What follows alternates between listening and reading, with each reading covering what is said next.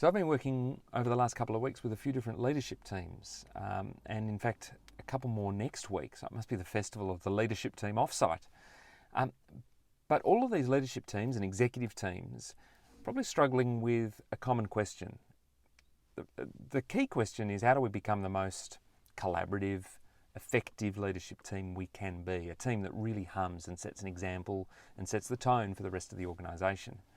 But in that, I guess, is an embedded question, and that is, how do we make sure that we as a group are able to come to this table willing to bring and voice an opinion, to debate fiercely, to hear and respect each other, to challenge each other, and to be honest with each other in terms of the feedback we give ourselves and the work that we do. And I think inevitably that brings us to the question of how safe is that room? How safe is the climate in any team, let alone a leadership team? And this question of safety, or what we often call psychological safety, because I'm not talking here about physical safety, I'm sure that's important, but I'm talking far more here about the psychological safety, the feeling that I can speak up and voice an opinion without repercussion, without reprisal, without being unfairly judged. That kind of safety, I think, is the key to any team. And in fact, research from Google not that long ago into their own teams suggested that psychological safety sits at the centre of any high-performing team. So how do you create it? And that's a journey I want to go on across the course of a number of different posts, videos such as this and so on, and explore the question, how do we create the right kind of levels of safety in a team? And I think it starts with a really important one, and that is, how does the senior leader in a room set the tone? And in particular, what signals for safety does a leader create? Whether they're signals that inhibit safety, that damage it in some way, or signals that enable it. That's the wind in the sails. And I think every leader should reflect very carefully on that question.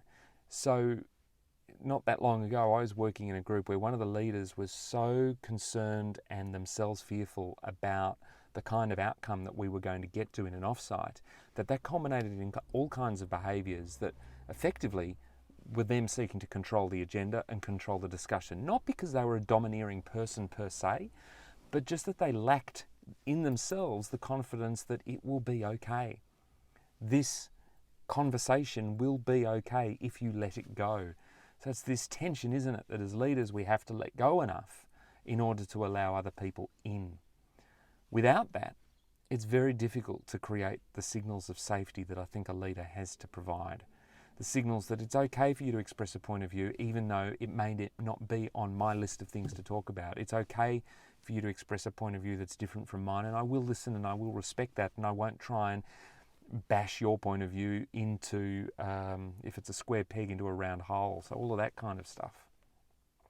What signals do you let off as a leader? Vulnerability. To what extent do you as a leader show vulnerability and a willingness yourself to be wrong? Because I think that's a really key piece in setting that tone for safety.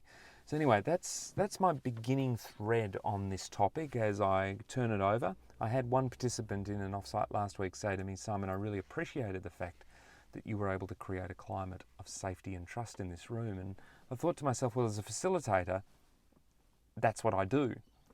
But now it's led me to think a lot more about, well, how do I enable leaders? How do I enable teams? Or how do teams, forget about whether I'm involved in it or not, how do teams make sure that they have that safety without a third-party facilitator like me in the room? Anyway, food for thought.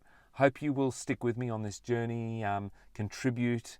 I'd love to hear your comments and thoughts as we keep exploring this over the next month or so. Cheers.